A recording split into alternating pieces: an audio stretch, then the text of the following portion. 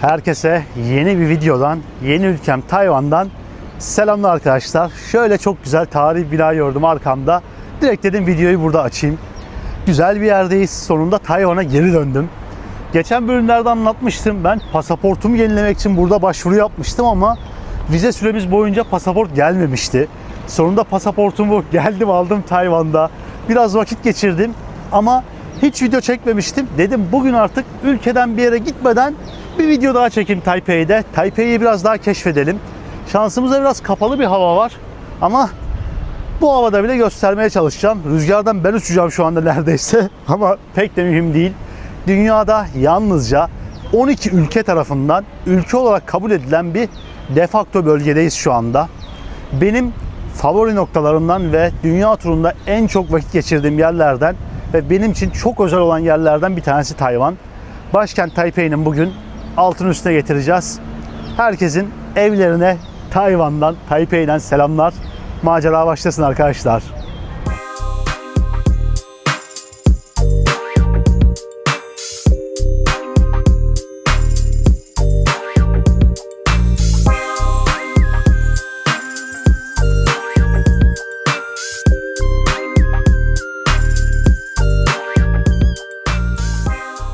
Ve bakın kim burada? How are you? I'm doing good. Amber beni çekiyordu. Welcome back to Taiwan. Yeah, my After home. 2 months we met again here. Yes, after 2 months. Yeah, you went to Sri Lanka Yeah. almost 2 months. So how was your time in Sri Lanka? Oh, great. It was good? Yeah, it was really amazing. You've Sri been so Lanka. many cities. Yeah, travel 1.5 months there, and in the end, come back home. So green, really nice nature I think over there. Yeah, You like it? I like it. How are you? I'm good. Evet arkadaşlar, Amber Sri Lanka'daydı. 1,5 ay kadar orada kaldı. Ben Tayland'daydım biliyorsunuz en son. Tayland'dan Tayvan'a geldim. Üzerine gittim bir daha geldim falan buraya Amber gelince. I say like I was in Thailand, I came Taiwan and then I left Taiwan and I come back again and then we met up here. Amber çok güzel bir ülke gezdi gerçekten. Muhteşem manzaralar gördü Sri Lanka'da. Hatta buraya birkaç görüntü de bırakacağım Sri Lanka'dan. İnanılmaz güzel, yemyeşil bir ülke. How many cities you visited in Sri Lanka? 10, 10? 12? You travel by train, you travel by local bus. Yeah, it was amazing culture and also the sea coast and north part, south part, all Everywhere. were very diverse. Duyuyorsunuz arkadaşlar. İleride beraber de gideceğiz umarım. Böyle arkadaşlar şehri keşfetmeye başlayalım artık bence. Şöyle bir yerdeyim ben. Burası milli kütüphaneymiş. Bir tapınak şeklinde yapmışlar resmen. Çok güzel bina. Hemen arkadaysa Taipei'nin sembol noktalarından bir tanesi var. Gidelim görelim bakalım. Bu arada videoya geçmeden şunu da göstereyim. Yeni pasaportum arkadaşlar. Sayfalarını açamıyorum. Yalnızca 1200 Tayvan dolarına yani 40 dolara yeniledim burada. Şimdi diyeceksiniz nasıl oluyor? Ben arkadaşlar endişeliydim çünkü 2026 yılı geldi. Pasaportlar uçtu. Diyordum 300-400 dolar boşta para vereceğim ne olacak falan. Benim pasaportumun 5 yıl daha vardı. Konsolosluğa gidince dediler ki senin daha süren var. Sadece sayfaların dolmuş. Defter parası vermen yeterli. Sadece defter parası vereceksin. Dedim ne kadar? Sadece 1200 Tayvan doları yani 40 dolara pasaportumu yeniledim. Sadece pasaportumun numarası değişti ama bitiş tarihi yine aynı kaldı. Aklınızda bulunsun eğer ki 10 yıllık ya da ne bileyim birkaç yıllık pasaportunuz varsa ve sayfası dolduysa bu şekilde yapabilirsiniz. Nereden baksanız herhalde bir 250 dolar falan kârdayım buradan. Bu iyi oldu arkadaşlar benim için. Yeni pasaportumuzla bakalım kaç ülke göreceğiz. Geçen pasaportumla yaklaşık bir 50 ülke gezmiştim. Bakalım bu bize neler gösterecek. Ve hayırlı olsunuzu alırım.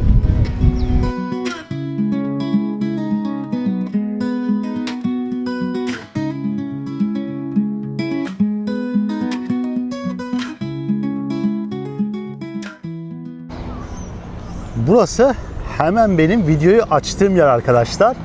Milli tiyatro binasıymış. Şu binada galiba tapınak. That one was temple, right? Not really, not temple. This one National Theatre. That one is for the other one opera. Opera. Opera binasıymış arkadaşlar. Öbürü de arkadaki. Şimdi biz neredeyiz diyeceksiniz.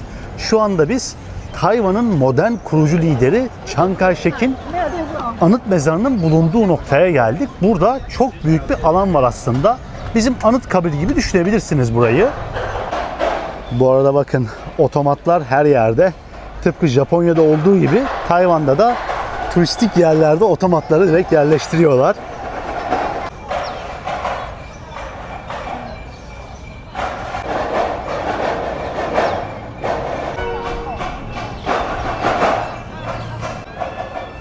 Hemen şurada arkada bando var arkadaşlar.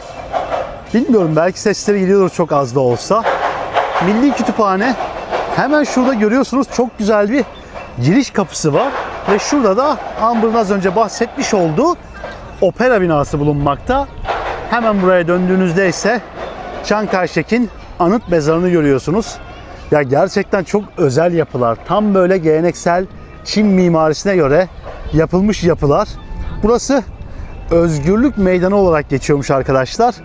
Devasa bir meydan ve az önce dediğim gibi o geleneksel Çin mimarisini sonuna kadar size hissettiren bir nokta. Şimdi diyeceksiniz ki, kim bu Chiang Kai-shek? Chiang Kai-shek meydanı diyorum ben buraya ama kendisi Tayvan'ın modern kurucu lideri. Neden modern diyorum? Çünkü Chiang Kai-shek'ten önce de Tayvan vardı. Burada bir Tayvan bulunmaktaydı ama 1895-1945 arası burada bir Japon işgali vardı. Japonlar burayı yönetiyordu ve ardından 1945'te Tayvan Çin yönetimine döndü. Şöyle bu arada biraz yürüyeceğim. Fotoğraf çeken insanlar var çünkü çevrede. Hem siz de etrafı görün ben yürürken, anlatırken. 1945'te Tayvan Çin yönetimine döndü. Ancak o yıllarda Çin'de devam eden bir iç savaş vardı. Chiang Kai-shek Çin'in lideriydi aslında ve orada zannedersem 21 yıl boyunca iktidarda kalıyor. Ancak demokratlar, yani Chiang Kai-shek'in başında olduğu parti Çin'de iç savaşı kaybediyor ve ardından bunlar Tayvan'a kaçıyorlar. Aslında Tayvan'ın bu tartışmalı statikosu da tam olarak burada başlıyor. Çünkü Çin'deki demokratlar savaşı kaybediyorlar ve diyorlar ki biz Çin Cumhuriyeti'ni Tayvan'la devam ettiriyoruz. Asıl Çin Tayvan'da ve bütün ana kara üstünde aslında hak iddia ediyorlar. Bence burada şu düşünce var.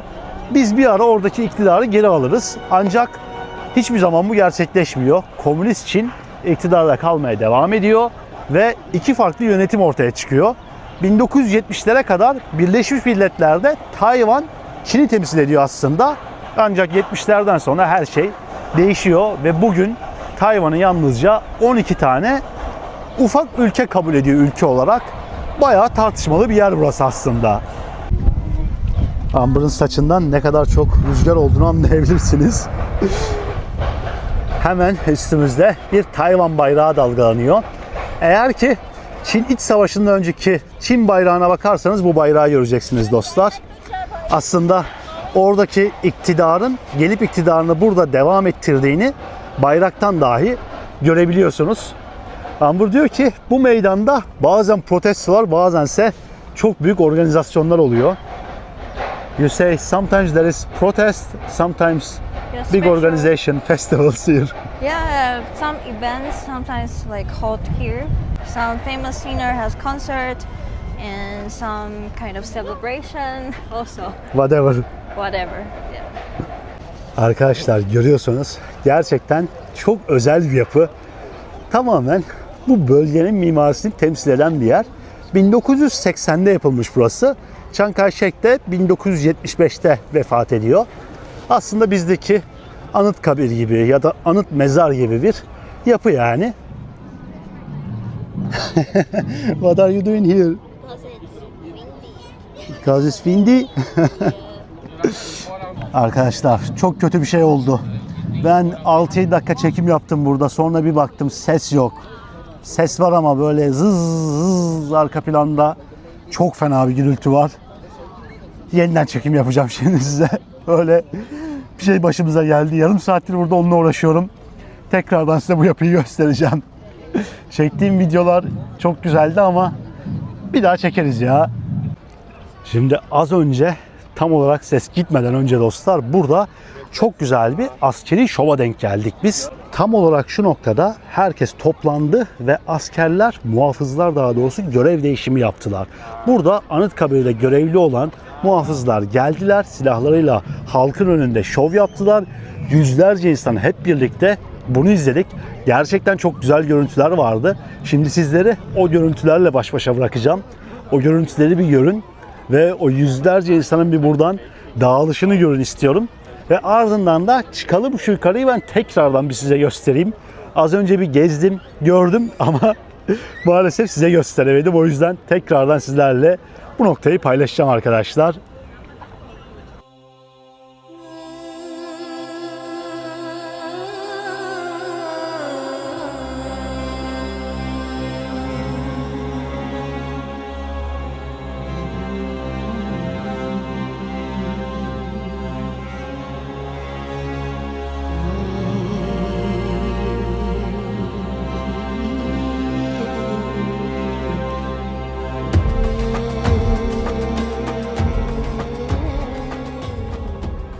Bu basamaklarda, bu merdivenlerde yüzlerce insan vardı resmen az önce. Herkes Tayvan'ın modern kurucu önderinin bu anıt mezarını ve bu meydanı görmeye gelmişti. Belki de ilk defa Tayvan'da bir turistik yerde böyle bir kalabalık gördüm. Her gün öğleden sonra saat 3'te burada bu askeri muhafız değişimi yaşanıyormuş dostlar. Ve insanlar da bunu gözlemlemeye buraya geliyorlar. Amber dahi ilk defa görmüş. O yüzden çok özel bir anda aslında bizim için. Şimdi şöyle bir bu devasa yapının yüksekliğini nasıl gözüktüğünü göstermek istiyorum. Devasa bir kapıdan geçiyorsunuz içeri girerken ve tam karşınızda Chiang Kai-shek'in 2 tane Tayvan bayrağının arasında oturtulmuş bir anıtını görüyorsunuz. Çince yazılar var etrafta. Büyük ihtimalle kendisini tanıtan yazılar ve yukarıya baktığınız zaman Tayvan bayrağının sembolünü görüyorsunuz. Lacivert bir dairenin içerisinde yer alan güneş.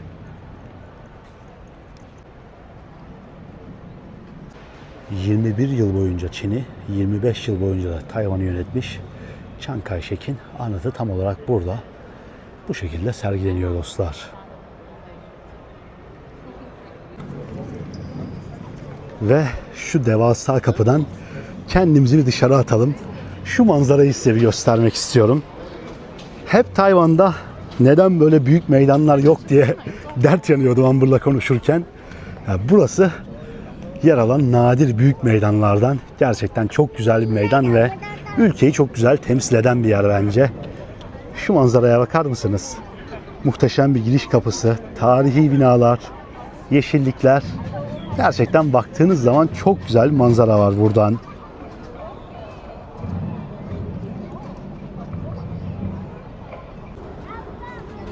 Tayvan'a geldiğiniz zaman bence mutlaka ziyaret etmeniz gereken yerlerin başında geliyor.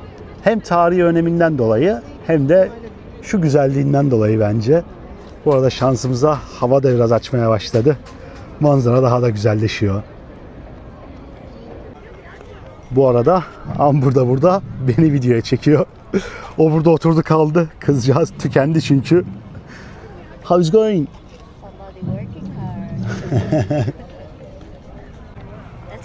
Let's go. Next stop. How was Chiang Kai-shek Memorial? Oh, this is a very historical place, and it's really important for Taiwanese. Really important for Taiwanese. Yeah, it's also a landmark in Taipei, so it's really special place. Burada çok ilginç bir şeyden daha bahsedeceğim. Az kalsın unutuyordum. Mikrofon gitti geldi falan. Bir şeyler oldu. Ne anlatacağım da araya kaynadı biraz arkadaşlar. O yüzden affedin beni. Şimdi tam ben buraya veda edecekken dostlar baktım birisi elinde kamerayla geliyor. Türkçe konuşuyor. Bir şeyler anlatmaya çalışıyor. Dedim sen Türk müsün gel bakayım bir buraya. Nasıl gidiyor? İyi vallahi sağ olasın. Gezsek de beraberiz bu arada. Gezsek de beraberiz aynen Gökberk. Gökberk ismim. Ben zaten senin videolarını izliyordum. Ara ara Asya videolarına bakıyordum çünkü çok fazla videom var. Evet özellikle Gideceğim yerlerden Vietnam'da önce. çok fazla Aynen. vardı. İlk zaten Vietnam videonu görmüştüm. Burak'ta olan videonuzu. Tayvan'da da geçen DJI aldığı videoyu izledim. Kamera aldığı videoyu izledim. Sonra bir baktım tanıdık bir sima geliyor. Güzel denk geldik. Valla güzel denk geldik. Ben de çok mutlu oldum seni gördüğüm için. Nasıl buldun Tayvan'ı? Tayvan'ı ben beğendim. Taipei'ye daha yeni geldim. Diğer şehirler işte en güneyden başladım. Kaohsiung şehrinden. Oradan bir Tainan'a gittim. Oradan bir Taichung'a gittim. Taipei'ye göre daha ufak, daha küçük yerlerdi. Çok fazla bir şey yok oralarda ama Evet, en oralar- azından şey güzel. Biraz daha geleneksel, ne bileyim. Evet, daha sakin bir atmosferi vardı. Taipei büyük şehir. Büyük şehire göre en azından. Evet, kesinlikle ama Tayvan insanını çok sevdim. Bence yemek kültürleri de hiç fena değil. Night market kültürü çok güzel Night burada. market kültürü çok güzel. Akşamları hayat zaten akşam 6'dan 7'den sonra başlıyor ufak şehirlerde. Evet, kesinlikle. İnsanlar hep herkesin sosyal aktivitesi night market. Pahalı mı sence? Tayvan mı? Bence çok pahalı değil. Ben Tayvan'ı şöyle kıyaslıyorum Furkan. Bir atıyorum Hong Kong, Japonya, Kore gibi görüyorum. Güneydoğu Asya ile değil de. O yüzden bana fiyatlar uygun geldi. Ya bana da şey gibi geliyor. Tam böyle sanki Tayland'la Japonya'nın arası gibi fiyatlar. Bence de kesinlikle. Değil mi? Tam Evet. ikisinin arası. Hostelde kalıyorsun mesela 12 dolar, 15 dolar. Özel oda atıyorum 25 dolar. Ama Hong Kong'da o fiyata bulamıyorsun. Hong Kong çok Yani pahalı. imkansız Hong gibi bir Kong- şey. Evet, Yemek kesinlikle. özellikle burada çok uygun kalıyor diğer ülkelere göre. Evet, gece pazarlarında çok güzel yemekler var. Bence de yani fiyat performans olarak güzel ülke ya. Güzel, ben sevdim Tayvan'ı. Ben de. Kesinlikle. Neyse çok memnun oldum. Ben de öyle çok memnun oldum. Gökberk'te takip edebilirsiniz dostlar. Eyvallah, teşekkür ederim. Gezsek de beraberiz, tekrardan söyleyeyim adını da. Böyle Ben Tayvan'daki bir de son Türk. bir şey ekleyeyim. Buraya bayıldım. Burası çok güzel ya Metrodan gerçekten. indim, şuradan bir döndüm. Böyle oha dedim hani. Nasıl bir yermiş burası? Ben de bayağı bir İnanılmaz gelince bir güzel. vav oldum yani. Kesinlikle. Şey ya Tayvan'ın Anıtkabir'i. Evet, harika. Gerçekten güzel yer. We catch with Turkish people.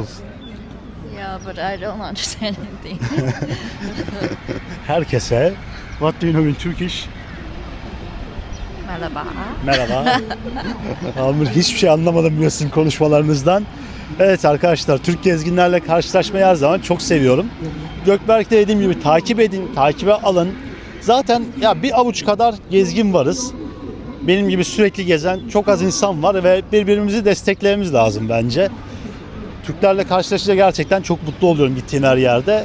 Siz de görürseniz beni bir gün selam verebilirsiniz. Az önce tam şundan bahsediyordum. Tayvan Asya'nın bir numaralı demokrasisiymiş arkadaşlar. Araştırmalara göre demokraside Tayvan'ın number one olarak, bir numara olarak gösteriyorlar. Ve dünyada da 10. sırada olması lazım.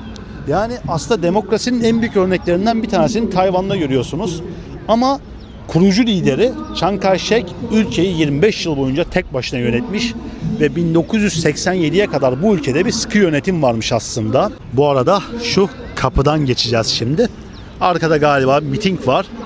Dünyada bugün demokrasinin en yoğun şekilde yaşandığı ülkelerden bir tanesi olmasına rağmen burası bir zamanlar aslında bir sıkı yönetimin olduğu, seçimlerin yapılmadığı ve tek parti iktidarı tarafından yönetilen bir ülkeydi. Bu da ayrı bir ilginçlik. Buraya geldiğimizde Amber burası konserleriyle ve protestolarıyla meşhur demişti. Hemen girişte bir protesto var arkadaşlar. Neyse biz yolumuza bakalım. Şuraya veda edelim artık. Protestoya falan bir şeye karışmayalım. Bir sonraki durağımıza doğru ilerleyelim bakalım Taipei'deki.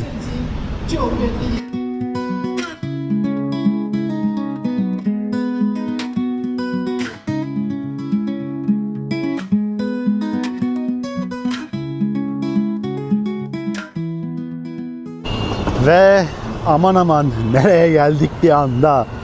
Manavlar, böyle Çin usulü kıyafetçiler, şurada değişik semtler, farklı bir bölgede olduğumuz anlaşılıyordur dostlar. Yarım saat yol yaptık şu anda ve ilginç bir, daha geleneksel bir bölgeye attık kendimizi. Bayağı bit pazarı gibi ya etraf. Şimdi şurada karşıda bubble tea'ci gördü Ambul. Dedi ki bir tane bubble tea alayım ben. Ha, is it here? This one? Burasıymış. Bayağı bir yol geldik abi. Yarım saat yol geldik şuraya. Yoruldum. Tired. Need a bubble tea. Bubble tea arkadaşlar burada satılan bir soğuk çay çeşidi. Tayvan'da çok seviliyor. Bu da güzel markalardan birisiymiş. Ben anlamıyorum, her şey Çince. Şöyle menüyü göstereyim hatta bakın. Mümkün değil anlamanız. İki farklı metro değiştirmemiz gerekti buraya gelirken. Canım çıktı. Güzel farklı bir bölgeyi keşfedeceğiz.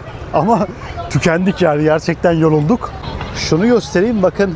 Binaları hep bu şekilde ya. Tayvan'da böyle şehrin yerel yüzüne gittiğiniz zaman hep böyle binalar görüyorsunuz. Hatta daha yakından göstereyim.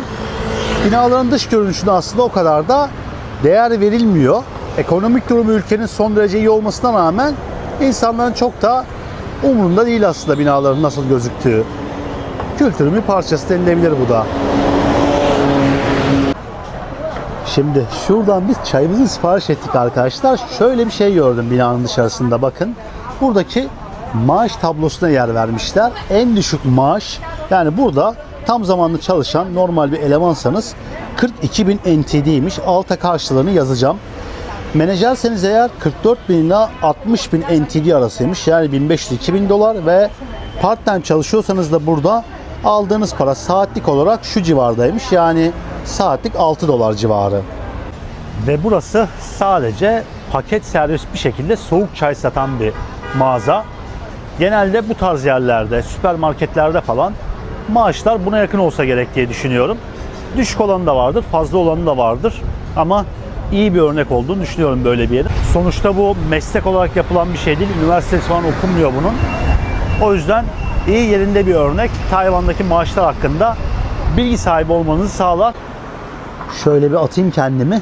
Peki siz bu çaycıdaki fiyatlar hakkında ne düşünüyorsunuz arkadaşlar?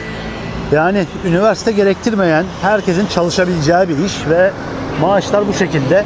Fikirlerinizi belirtebilirsiniz yorumlarda. Saatlik ücret 6,5 dolarlardan başlıyor. Yani bence gayet iyi. Ve bubble tea'miz hazır arkadaşlar. Amber inanılmaz mutlu. Şunlar bubble'lar. Bu sebzelerden falan yapılıyor. How do they make bubbles? Bu arada Amber değil, ben yukarıyı gösteriyorum. Tutması zor oluyor. How do they make bubbles? Cook? But from what? Powder. Powder. Amber da bilmiyor. Çeşitli benim bildiğim sebzeleri kullanıyorlar bunu yaparken. Böyle yumuşak jelibon gibi toplar var içinde arkadaşlar.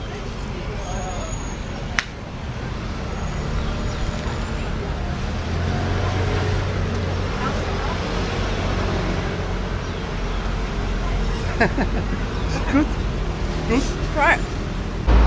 Şöyle Amber bana bubble tea bizi verdi. Daha önce benim Tayvan videolarımda vardı bu bubble tea. Böyle bunu siyah toplar var içerisinde. Jelibon arkadaşlar. Dediğim gibi çeşitli sebzelerden yapılıyor. Bakın hatta şöyle göstereyim. Bunlar çok güzel oluyor içerken.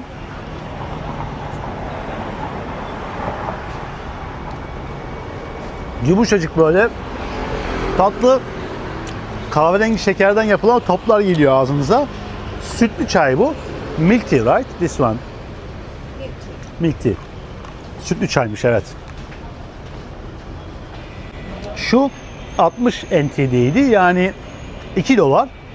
Şehrin her yerinde satılıyor arkadaşlar. Bu Taipei'de veya herhangi X bir Tayvan şehrinde o kadar çok o toplardan var ki ağzımda konuşamıyorum.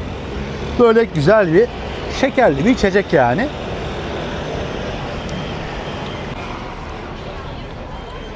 Amber çok mutlu. You like it? Maalesef bugün şansımıza mikrofon bozulduğu için, mikrofonlardan bir tanesi çok ciddi gürültü yaptığı için Amber'da mikrofon yok. Bu abim neymiş ya bu arada? Gözlükler falan. Bisiklet kültürü çok yoğun var arkadaşlar. Hatta şöyle göstereyim, bakın. Her yer bisiklet sokakta ve bayağı yerel bir bölgedeyiz yani. Tıpkı Japonya'da olduğu gibi Tayvan'da da bisiklet çok yaygın kullanılıyor. Birçok yerel bölgede bile görebiliyorsunuz bunu. Şöyle son anda bir karşıya attık kendimizi. Güzel bir bölgeye geldik arkadaşlar. Meşhur Longsan Tapınağı'nın yanındayız. Taipei'deki meşhur noktalardan birisi ve şansımıza bir pazar kurulmuş buraya. Birazdan daha detaylı bir şekilde gezeriz buraları. Belli ki hafta sonuna özel bir pazar açmışlar. Ara ara böyle özel pazarları görebiliyorsunuz Tayvan'da. Galiba sokak müzisyenleri var şurada bir yerde. Evet. Birisi müzik yapıyor. İnsanlar toplanmış bakın. Müzisyen dinliyorlar. Tarihi bir sokakta bu şekilde güzel bir pazar açmışlar yani. Etkinlik. Şöyle geldiğimiz tapınağı da göstereyim arkadaşlar.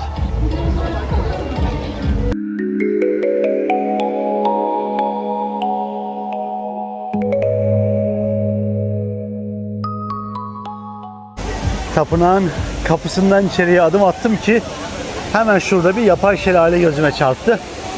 Güzel bir yapıya benziyor arkadaşlar. Bir Taoizm tapınağıymış burası. Tayvan'da Taoizm ve Budizm dinleri en yaygın dinler ve bunlar iç içe geçmiş dinler. Her yerde bu şekilde Taoist ve Budist tapınaklarını görebiliyorsunuz ülkede. Galiba şu anda çok özel bir güne denk geldik arkadaşlar. İçeride bir çeşit ayin var şu anda. İnsanlar sanki ağıt yakıyorlar gibi. Herkes toplanmış ve dualarda bulunuyor.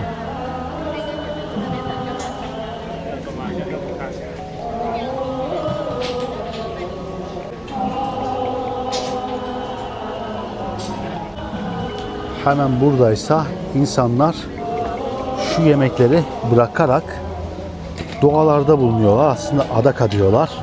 Bu yemekleri buraya koyup dua ettikten sonra tekrardan geri alıp evinize götürebiliyor musunuz ya da tapınağa adayabiliyor musunuz? Yüzlerce insan bu şekilde gıdaları buraya bırakıp dua ediyorlar aslında. Çok ilginç bir görüntü var.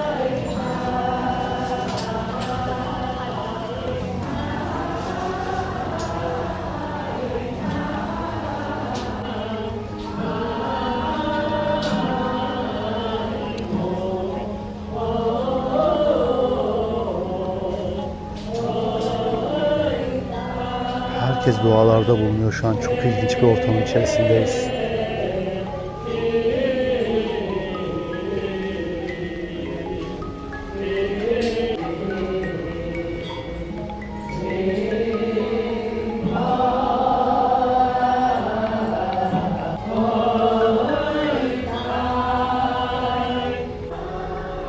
Bu alandaysa Taoizmin birbirinden farklı tanrılarını görüyorsunuz. Aslında dua etmek istedikleri konuya göre farklı bir tanrıya dua ediyorlar. Birbirinden farklı birçok tanrının olduğu bir din. Galiba tapınağın arkasındaki alana geldik. Bakın yine insanların ağırlıkları yemekleri görüyorsunuz. Üzerinde Amber yazıyor bu arada. Marshmallow'un. Arkadaşlar hemen şurası bakın. Çok kalabalık. Çünkü burada ilişki tanrısı yer alıyormuş. This one? Bu taraftakiymiş bu arada. Şurada tapınağın içerisinde yer alan tanrı ilişki tanrısıymış ve insanlar iyi bir partner için, erkek arkadaş, koca ya da kadın için burada dualarda bulunuyorlarmış. There is a god specialized in for relationship or marriage. So some young generations they will come and ask for proper partner from the god to assign. So this one. Yeah, this one. Şu görmüş olduğunuz arkadaşlar tanrı ilişki tanrısı. Şöyle yakından göstereceğim. Kadın erkek demeden herkes iyi bir partner bulmak için bu tanrıya dualarda bulunuyor aslında.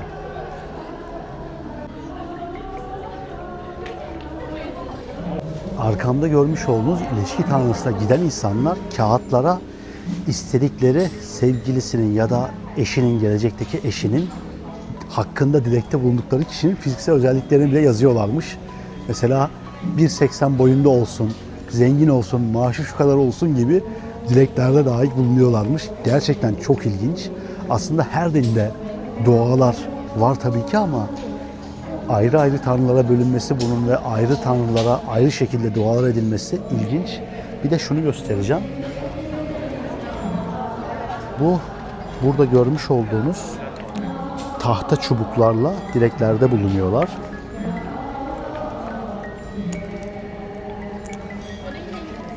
Bakın şöyle göstereceğim.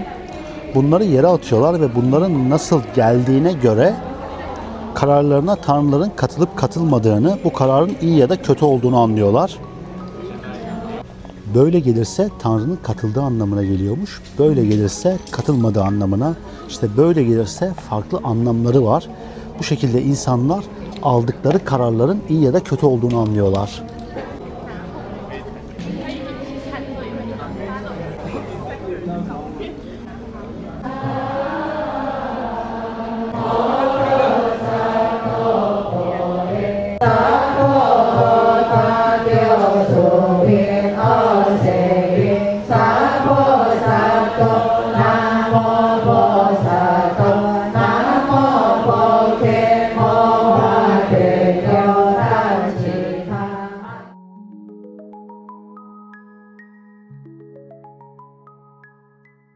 Son derece ilginç bir deneyimdi arkadaşlar. Benim için hayatımda ilk defa böyle bir şeye denk geldiğim bir tapınakta insanlar sanki altlar yakıyorlardı içeride. Böyle bir şarkı gibi bir şey söylüyorlardı, dileklerde bulunuyorlardı. Amber her şeyi anlattı bana ve gerçekten çok farklı bir deneyimdi. I say that was so different inside. People kind of singing and like everybody praying. Is it a special day in Taiwan right now? Today? Yes. We just know. So it's something normal, always happening. Always happening.